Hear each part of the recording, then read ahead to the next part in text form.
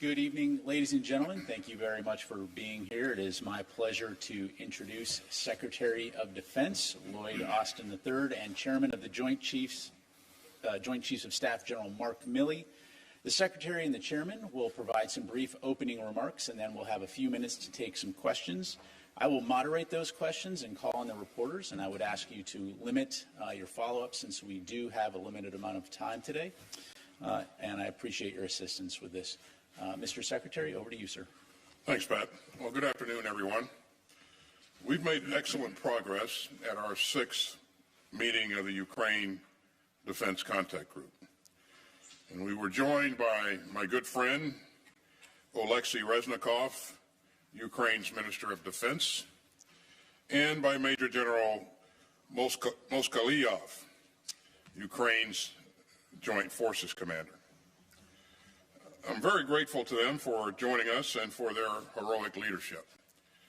They updated the contact group on the latest battlefield dynamics, on Ukraine's priority needs, and on Ukraine's requirements to defend itself for the long haul.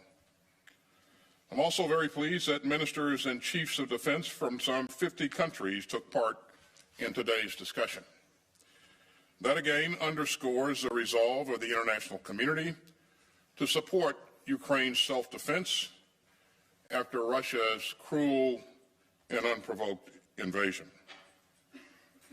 And that resolve has only been heightened by the deliberate cruelty of Russia's new barrage against Ukraine's cities. Those assaults on targets with no military purpose again reveal the malice of Putin's war of choice. But Russia's atrocities have further united the nations of goodwill that stand with Ukraine. So we are here because rules matter, because rights matter, and because sovereignty matters. And in the past few days, Putin has given us all another grim preview of a future in which the appetites of aggressive autocrats outweigh the rights of peaceful states. We would all be less secure in a world where big powers can assault their peaceful neighbors and trample their borders by force. And the free citizens of Ukraine have an inalienable right to govern themselves and to choose their own future. These are bedrock principles, and they underpin the rules-based international order that makes us all more secure. This contact group will stay true to those values, regardless of the outcome of any individual battle, and we will not waver in our support for Ukraine's right to defend itself from Russia's imperial ambitions. Ukraine's forces have used systems like HIMARS to change the dynamics of the war that Putin started. And that's helped Ukrainian forces seize the initiative during their counteroffensive. So we'll continue to rush in the capabilities to help Ukraine in the current fight. And I commend the contact group members who have moved heaven and earth to get weapons and equipment into the hands of the Ukrainian forces. At the same time, our allies and partners are driving hard to sustain Ukraine's defenders for the long haul. As the conflict has evolved, the mission of this contact group has evolved as well. So today, the contact group underscored our shared commitment to keep on supplying Ukraine's defenders with the capability that they will need in the difficult weeks, months, and years ahead. We discussed ways to do even more to train Ukrainian forces who are making such impressive use of their new capabilities. And we pushed to galvanize our industrial bases to fire up production for the systems to defend Ukraine, even while meeting our own security needs. The leaders here built on the important progress from the September 28th meeting of our national armaments directors under the auspices of this contact group. Denmark and the UK shared updates on several Copenhagen conference initiatives, including the UK's International Donors Fund for pooling international funding for critical capabilities. And as we increase our long-term support for Ukraine, transparency and accountability remain crucial. At today's meeting, we discuss the accountability measures Ukraine is using to ensure that advanced weapons are fully tracked. We also discuss ways to work together to build on our momentum and to meet new challenges. We know that Ukraine still needs even more long-range fires and air defense systems and artillery systems, along with other crucial capabilities. And I'm grateful to our many allies and partners who have raced to meet Ukraine's self-defense needs, often pulling from their own stocks or purchasing capabilities from domestic industry. And let me especially commend Germany for its recent delivery of an Iris-T air defense system. This critical donation will help Ukraine better defend its civilians from Russian airstrikes. And Germany also recently announced that it will deliver more Mars rocket systems and howitzers. And all that shows long-term support for Ukraine's defenders. I want to also recognize several countries doing especially important work together to ramp up production on key systems and reinvigorate their industrial bases. And so Norway, Germany, and Denmark have all invested in Slovakia's homegrown production of howitzers. And that just shows how much we can do when we come together in common purpose. These initiatives and many more will help us build momentum and ensure that the future Ukrainian armed forces are capable and have the ability to sustain themselves. Now, some countries aren't in a position to offer lethal assistance, but we urge them to provide vital non-lethal aid such as medical supplies and cold weather gear that the Ukrainians need to fight in the winter. Because every contribution counts, and the members of this contact group stand united in our support for Ukraine's self-defense through any season. We stand united by our commitment to the rules-based international order that underpins global security. We stand united against the deliberate use of war and atrocity to seize territory, redraw borders, and trample the sovereign rights of peaceful states. And as President Biden has said, we stand united against the global politics of fear, coercion, and conquest. Thank you, and I'll turn it over to General Milley for his opening comments. Thanks, Secretary Austin, and thank you for your steadfast leadership. This contact group would not even be in existence without the leadership of Secretary Austin. And I also want to thank Ukrainian Minister of Defense, and especially also, who's not here, General Zaluzny, my counterpart in Ukraine, for leading the Ukrainian military in their efforts for their freedom. I maintain contact with him 2 to 3 times a week. General Cavoli, even more than that, and of course our staffs are in contact on a day-to-day basis. I also want to thank all the ministers and the chiefs of defense that were here at this meeting today, representing 50 countries. That's an incredible statement of resolve and international support for the freedom of Ukraine. And I am confident that this group will stay together for as long as it takes. Today, as Secretary pointed out, this group met for the 6th time with senior representatives from each of these countries, and it's a testament to our condemnation, collective condemnation, the international condemnation of the illegal invasion of Ukraine by Russia. This fight is not just in Ukraine's interest. It is in the global interest to protect, as the Secretary pointed out, the rules-based international order. And that is our purpose that has been given to us, the uniformed military, from our civilian leadership, which is to uphold the rules-based international order that was established some 80 years ago at the conclusion of World War II. And our end state is equally clear. It is to ensure that Ukraine remains a free, independent, sovereign nation. And the ways and means that we are doing that is through security force assistance with lethal and non-lethal aid in order to enable Ukraine to fight for themselves, Ukraine is not asking for soldiers from any other country. The Ukrainians are willing to fight for themselves. All they ask for is the means to do it. And as President Biden has said, and many other national leaders have said, we will do as much as we can for as long as we can, and we will do as much as it takes for as long as it takes. This contact group remains critical to the mission of supplying Ukraine with the capabilities they need to fight for their country. And this war is a war of choice by Russia. And Russia is paying an extremely high cost, a high cost in human life, in casualties, in weapons, materiel, and in their economy. Each day that this war goes on costs Russia more and more, and the Russian people begin to suffer.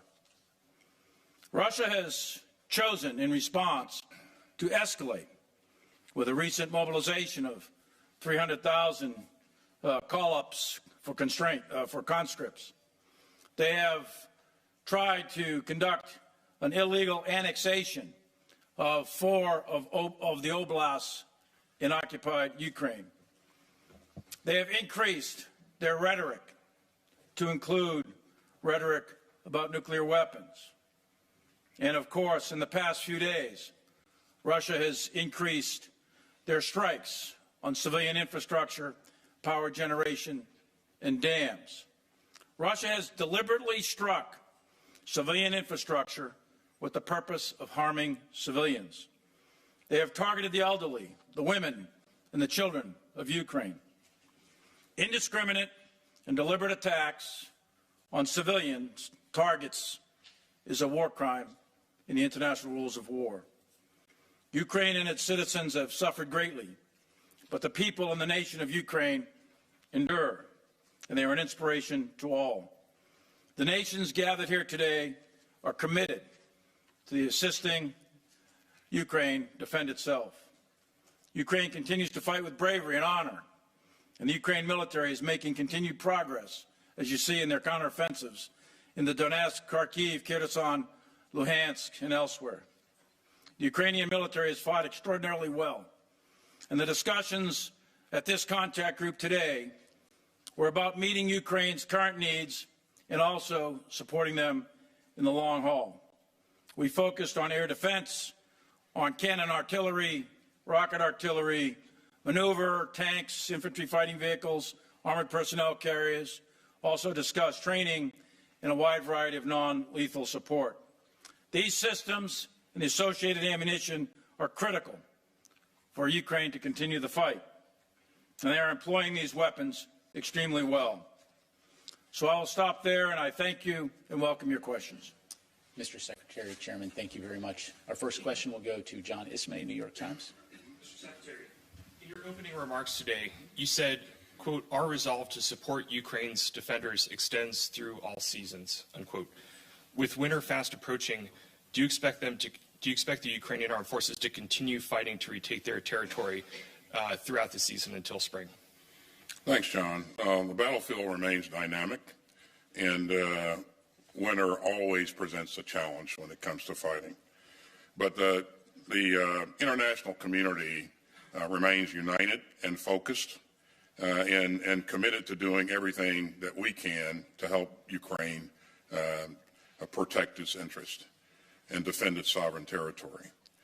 I expect that Ukraine will continue to do everything it can throughout the winter to regain its territory and to be effective on the battlefield. And we're going to do everything we can to make sure that they have what's required to be effective.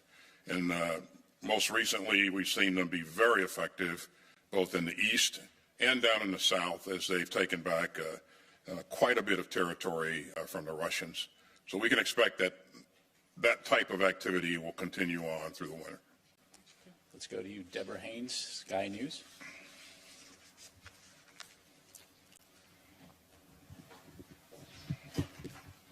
Thank you very much. A British spy chief this week said that Russia is running out of weapons.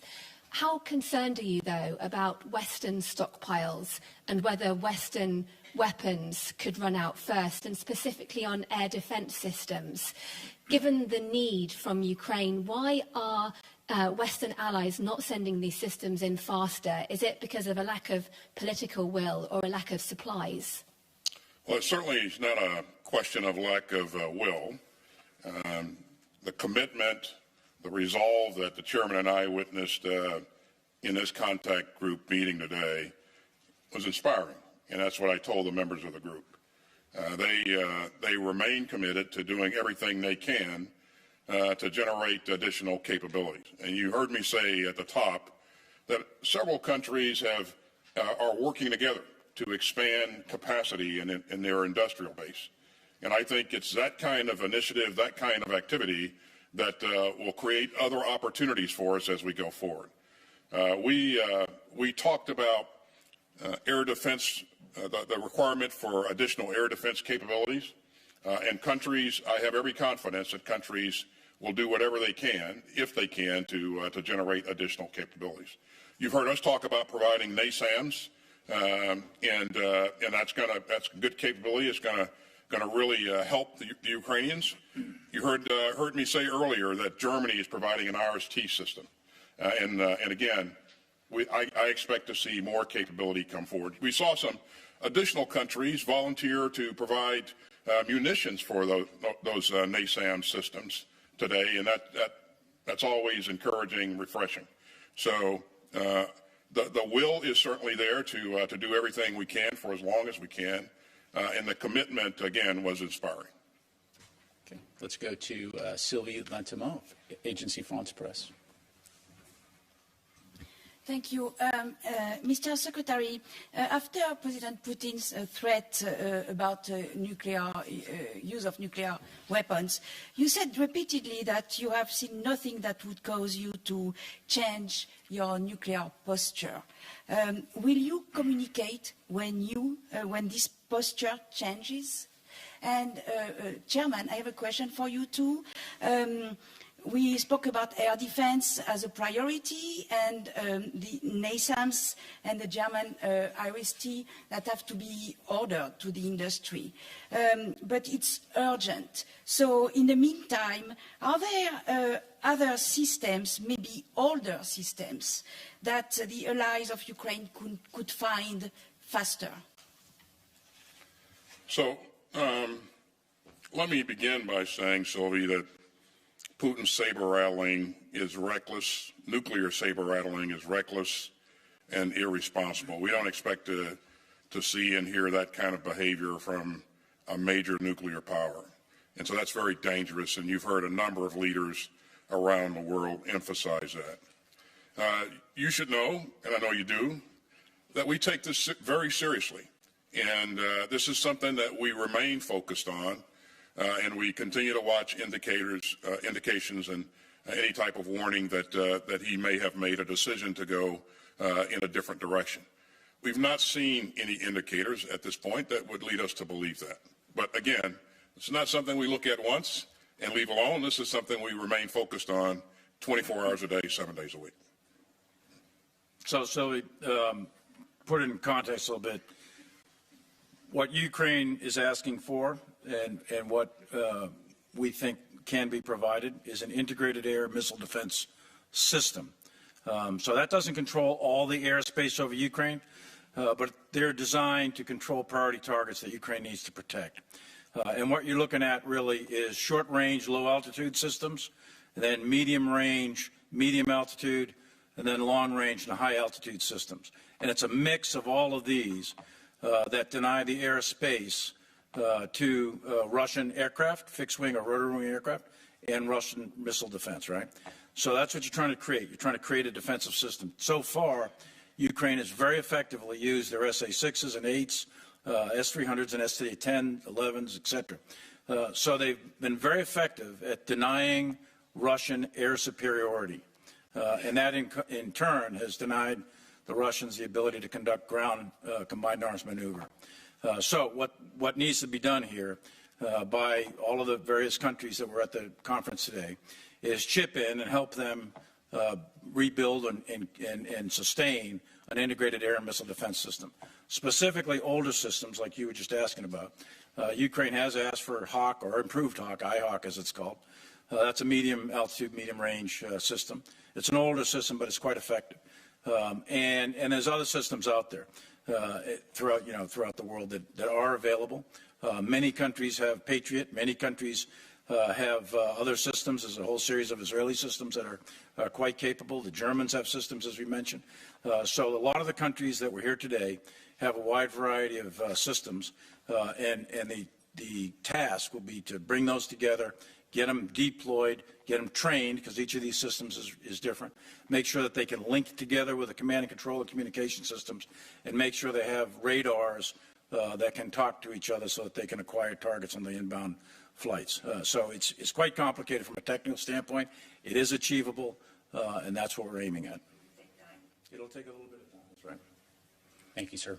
Our final question will go to Vladimir Runets from ICTV. Thank you for this opportunity. I'm one of those who this Monday, wasn't sure that I would be able to be here because of the airstrikes that we experienced in Kiev. And the question I'm going to ask is not mine. It's the people of Ukraine would like to ask you, when will they be able to just sleep well and not be afraid to leave their families behind and go on a trip like this? Because I'm here and I'm really anxious about what is happening to my family back home. So when are the systems going to be provided, and is there a possibility that the sky is going to be safe? The short answer to your question, sir, is the systems will be provided as fast as we can physically get them there. And this is something, as I said at the top, that we remain focused on. And we're going to provide systems that we have available, that countries like Germany has available. We're also going to try to provide additional munitions to the existing systems that the Ukrainian forces are using. As long as there's the conflict goes on, there will always be uncertainty. So it's very difficult to predict exactly when it's going to be safe to move in and out of the country. And I know that you're concerned about your family. And you certainly that's understandable. But we're going to do everything we can as fast as we can to help the Ukrainian forces get the capability they need to protect the Ukrainian people. That's very, very important to us. And by the way, it was important to all the 50 members that were in that meeting today, and their chiefs of defense. And this is, the utility of this Ukraine Defense Contact Group. I just can't. I can't overemphasize how useful this is, because it helps us to address current near-term problems and mobilize resources much faster than we otherwise would be able to. And again, I don't want to exaggerate this point, but I have to tell you that I remain impressed by the commitment of the members of the group. And for the most part, these are ministers of defense that show up to every meeting, and not surrogates. So.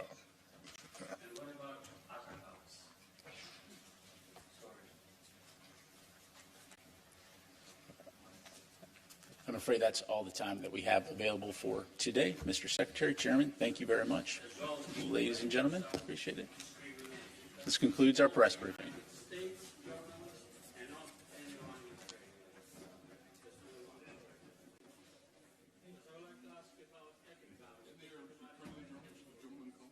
Yes, sir. Someone sitting next to you is a Ukrainian journalist, right?